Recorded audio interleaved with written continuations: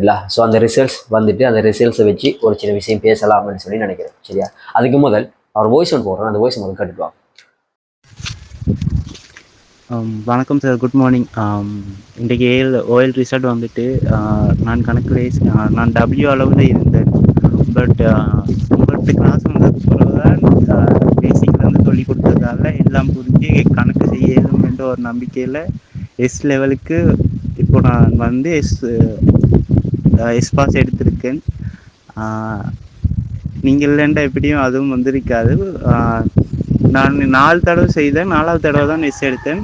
அதுக்கு முதல் 3 தடவையும் டபிள்யூ தான் வந்தேன்.